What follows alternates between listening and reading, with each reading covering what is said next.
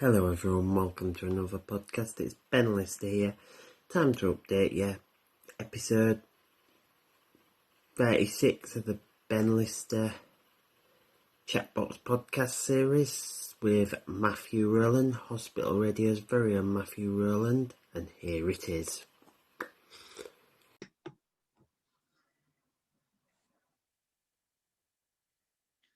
Hello, and welcome to another Chatbox podcast. It's episode 36 of the Chatbox podcast here today.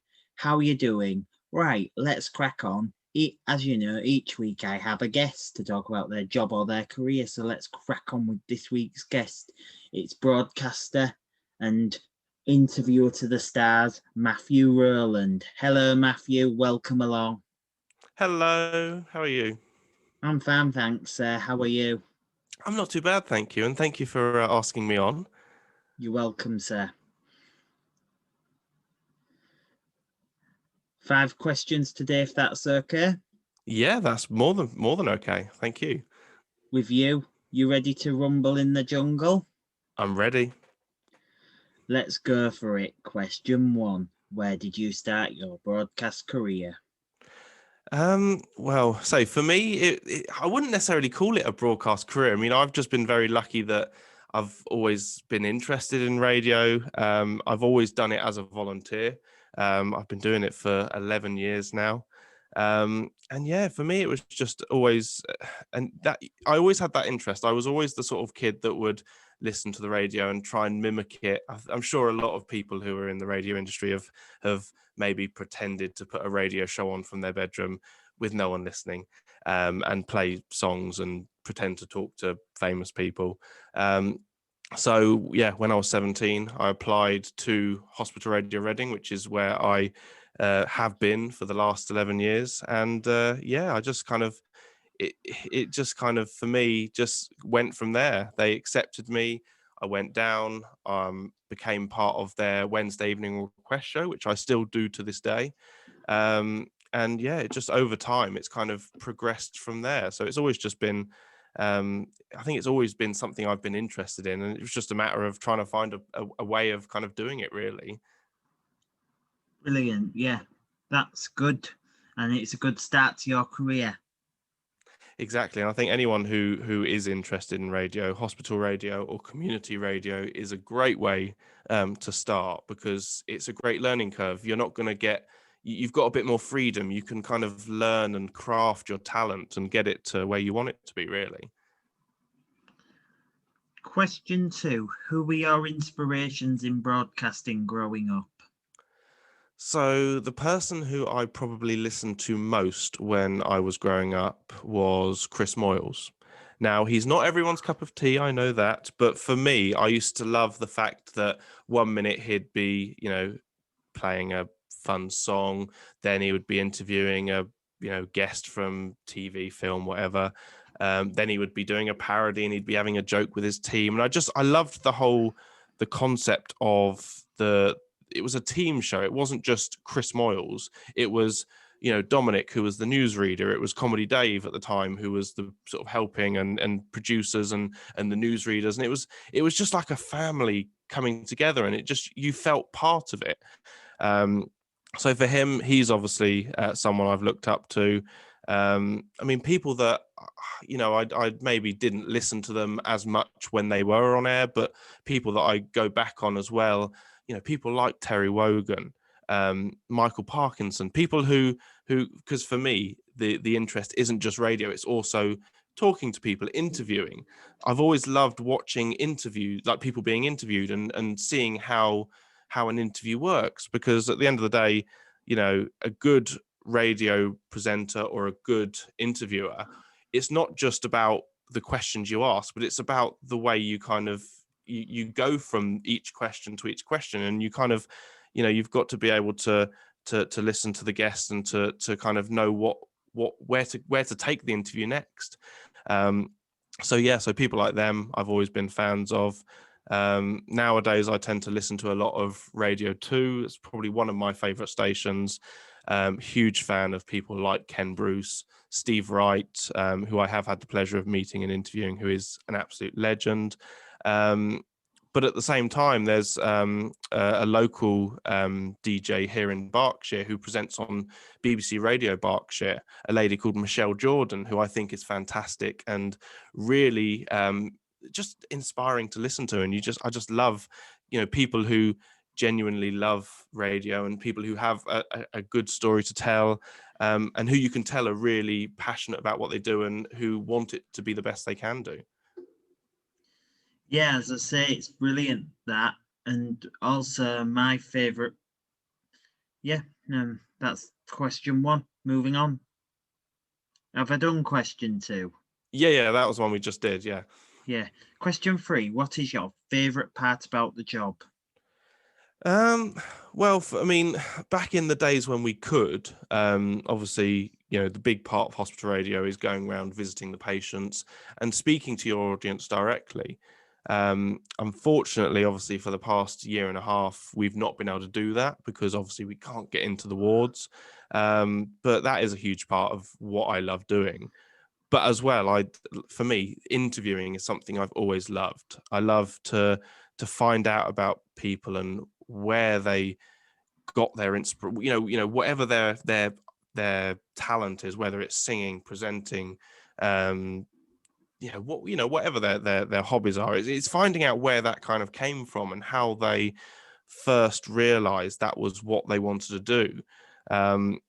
So just kind of getting that kind of the sort of the story from the person themselves, finding out where the interest came from, how it all came about, and just finding out about people has just always been something I've been quite nosy, I suppose you could say. But just finding out about people, I love it.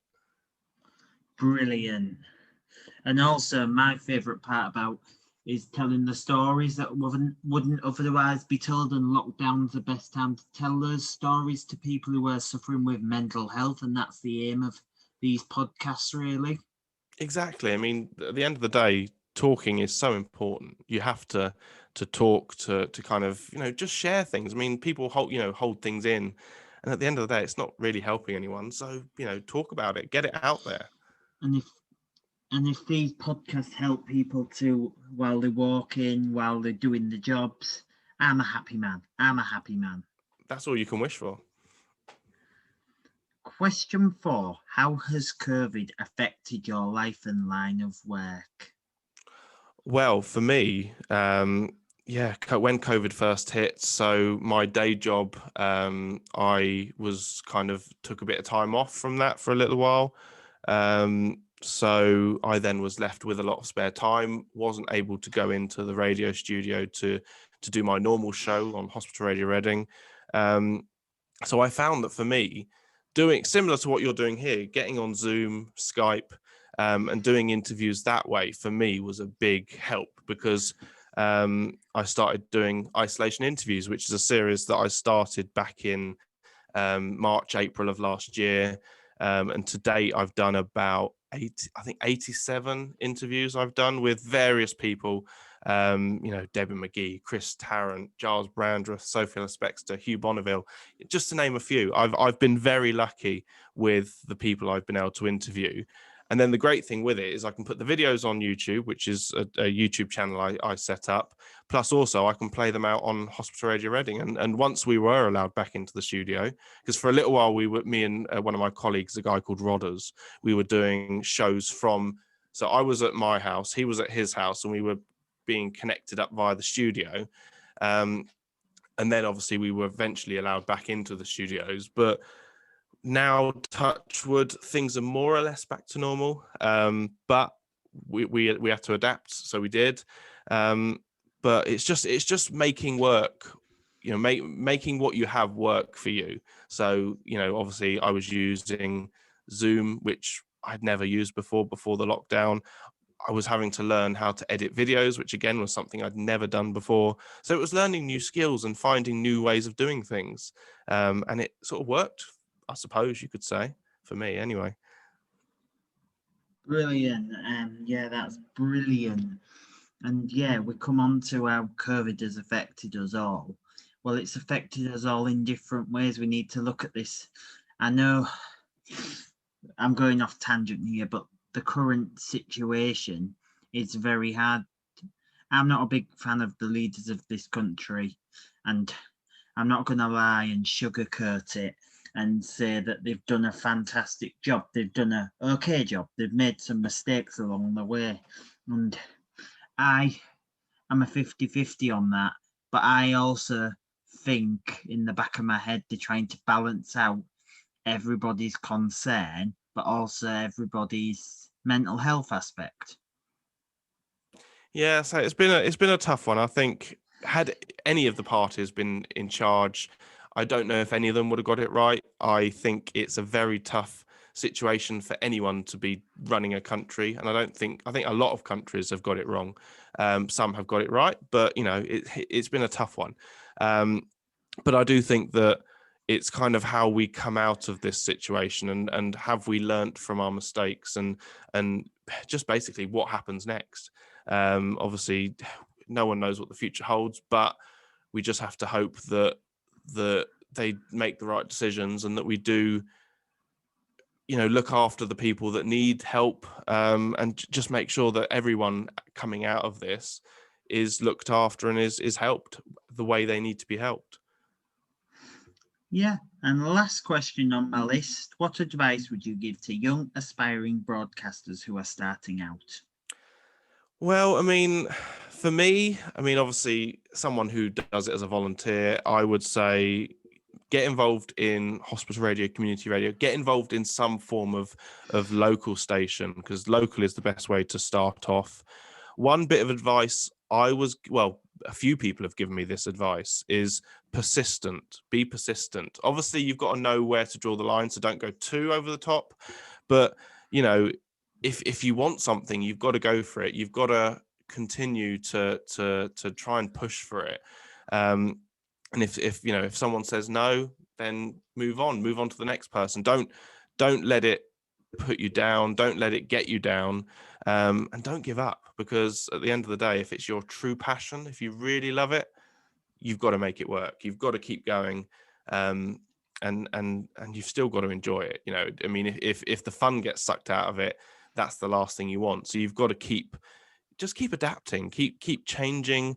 Not necessarily your presenting style, for example, but just take advice. If someone says, oh, maybe you could try doing this way, listen to what people say, because the worst thing you can do is be like, this is my way, I'm doing it this way, this is how it's going to be. Because sometimes someone else might have another idea that actually you haven't thought of, that actually would work well with your idea, or you can sort of like put them together. So it's just, persistence, I would say, and just keep going and listen to people. Yeah, and that's brilliant advice. That's it for today, Matthew. It's been an absolute pleasure. Thank you for having me on. Thank you. Do join me again soon for another Chatbox podcast. But for now, please give it up for Matthew Rolland. Do join me again soon for another podcast. Thank you very much for listening and watching. But for now, that's a wrap. This is Ben Lister, and that was my interview with Matthew Rolland, episode 36 of the Chatbox podcast series. So I hope you enjoyed it. More content coming soon. Hope you're enjoying my outros and intros series. I'll be uploading 4 more of them tonight before bed. So yeah, loads more content coming. 4 more videos. 4 more after this. So enjoy and be out, and that's a wrap.